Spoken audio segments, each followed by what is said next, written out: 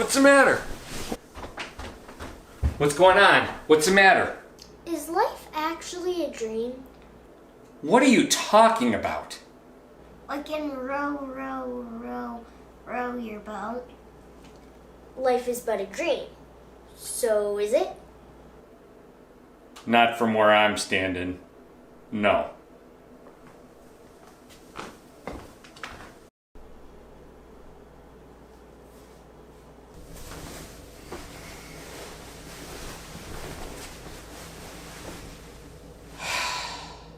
Row, row, row your boat gently down the stream. Merrily, merrily, merrily, merrily, life is but a dream. Row, row, row your boat gently down. Continuing to go where many people have gone before, we watched Star Trek V, The Final Frontier from 1989. Now, we've had a pretty good run with these films. We both enjoyed Star Trek The Motion Picture. Yep. I loved Star Trek II The Wrath of Khan. You liked that one. I enjoyed Star Trek 3 and Star Trek 4 quite a bit, and those were your favorites. And that brings us to Star Trek V. Now, this is a little bit different because the last three films have been one continuous story arc. They were 3 acts of one story, and now this film is tasked with going off in a different direction. And William Shatner directs this film after Leonard Nimoy having directed the last 2. I did like this one, but I didn't like this one. I thought it was okay. I definitely love the parts with Captain Kirk, Dr. McCoy, and Mr. Spock. I didn't, especially at the beginning, I didn't like the desert parts. On Nimbus 3, on the planet, where Sybok is taking over Paradise City in order to take hostages to bring a starship to the planet. Right. I also don't get what the main mission is. I think that was pretty confusing.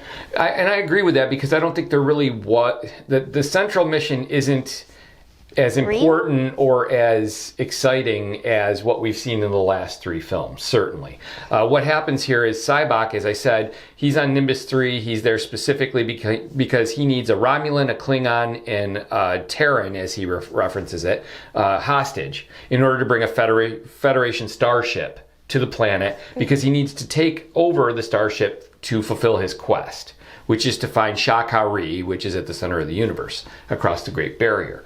So he does that, and the mission for Kirk, Spock, McCoy, and the Enterprise is to go to the planet and rescue the hostages. So they get there and they go to rescue the hostages, but the hostages have joined Sybok's quest, so they don't want to be rescued. So that kind of undermines the purpose of the Enterprise crew. It turns out that Sybok is Spock's half-brother, and Sybok winds up on the Enterprise. He takes it over. And that was a little bit of a disappointment there, too. It seems that he was able to take it over a little too easily. For all the films and episodes where Kirk has been so clever and the crew and able to foil attempts by the Klingons and Khan and different villains, they allow the Enterprise to be taken fairly easily here. And I think that's a script issue mainly. And now they are being pulled along on Sybok's quest, which is to find, he's looking for God, basically. And it's not really a strong storyline. Right. But your point is well taken, and I agree with you. My favorite parts of the film were the sections where they explore the relationship between Spock, McCoy, and Kirk. That friendship between the 3 of them and how it's grown through the years and where it is now when they're mid to late life in some cases with McCoy. And they have no families, they have each other. So those shore leave sections and even the sections on the ship where we explore their backstories and their friendship, I think, are the strongest pieces of the film. Yes, I also like Captain Kirk's shirt.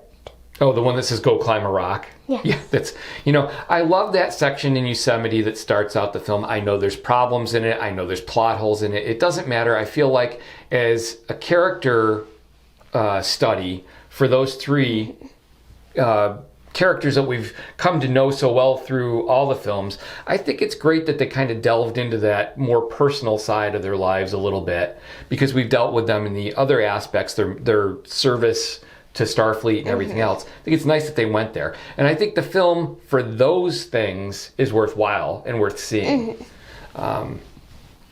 I think that those parts are definitely worth it to see them.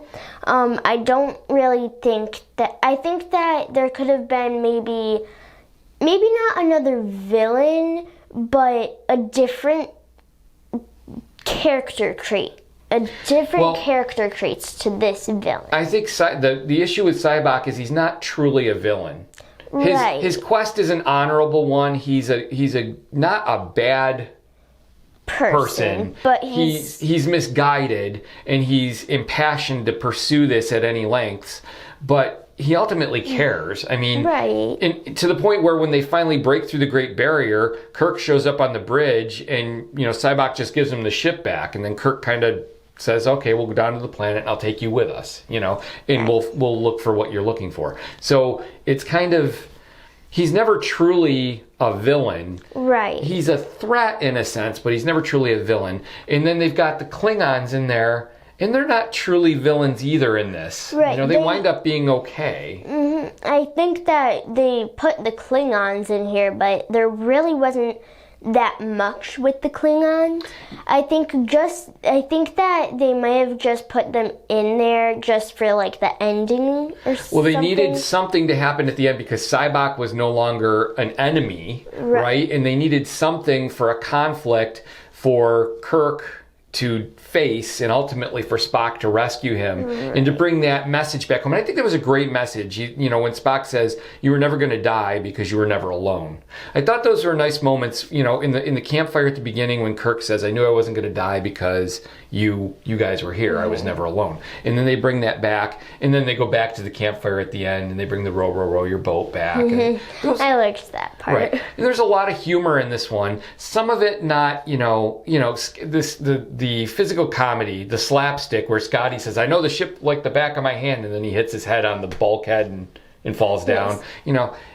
That's sort of, that's humor at Scotty's expense instead of necessarily... I'm not going to say I didn't laugh when I saw it the first time, but I don't know that it's really appropriate humor for Scotty. And Uhura's character goes in a very strange direction in this particular film. She gets to do some really good things. I mean, she's got a lovely singing voice, and she gets to sing in this. And that's the only other time I've ever heard her, except for an episode of the series where we got to hear her sing. And she gets some things to do, but some things seem so out of character for her. Right. And Chekhov gets a nice moment where he gets to be the captain for a little bit. Yeah, I did like that. I think that maybe he could have been more, I don't know. Well, he just doesn't get very much to do. Sulu gets almost nothing to do. Again, he works really well and does what he can with what he has. He was really funny in the shuttle when they say, "How many times have you done this?" And he says, "Actually, it's my first time." He was very... And then Kirk bends down and says, "How many times?" Yeah, and Sulu gives him the take. He gives him, he gives him the look, and it was really funny. He has almost nothing to do in this film. Chekhov has that little piece. Interesting that Chekhov has command of the ship instead of Scotty, because originally it was always Scotty who outranked him, although Chekhov was first officer on the Reliant, so maybe, I'm not sure of the command ranks at this point, but if Kirk left him in charge, then he would be in charge. So I don't think the secondary characters were necessarily served as well in this film as they were in previous films, but this film really is about Kirk, McCoy, and Spock, the relationship to one another, and the plot and the storyline in this one are really just excuses to explore their relationship and their backstories a little more. So I enjoy watching the film from the standpoint of I enjoy seeing those moments. Right. But the storyline really doesn't, it's a letdown in storytelling from the previous films, in my opinion. I don't think it's William Shatner's fault, though. As director? Yeah. No, the studio gave him a lot of trouble on this film. I know he wanted a very different ending. I know they cut the budget, and that shows in the special effects. There's moments where the special effects are very... I've seen better special effects on television episodes than in this. Again, I agree with you. I don't think that's his fault. When the studio starts meddling, it always spells... problems for the production. So, right. But overall, I mean, I will still watch it because it's Star Trek and I enjoy Star Trek, but I can't say it's up to the caliber of the films before it, in my opinion. If I was going to watch Star Trek, I don't think I would watch that one first, or that would come to mind first. Right. This would be one that if you can see it for free, that's how I would recommend it. So in our see it, skip it, or stream it, of course, this is a retro, so you're not going to be able to necessarily see it in theaters. I wouldn't say to skip it, but I would say if you had the opportunity to see it for free, there are moments in here, character moments, which I think are a lot of fun, especially those shore leave moments. And that's why I would watch it, for that. But the storyline definitely is lacking in this one. So, all right, for you, so if we say stream it, that's see it for free, I guess, in this case. So, yes. So you would. So I'm going to say see it for free. Yeah, but I would say see it for free as well. A lot of people would say skip it. I wouldn't pay to see it necessarily these days after having seen it, but there are pieces in here which I think suit the character study that, yes. I would enjoy. All right, well, I think we're going to finish on a high note, though, because I do think you're going to enjoy Star Trek VI, The Undiscovered Country. It's a return to form, going back to kind of the feel that we got in 2, 3, and 4, especially 2, because it's a little heavier plot line. So, you ready? Yes. All right, we're going to discover that undiscovered country.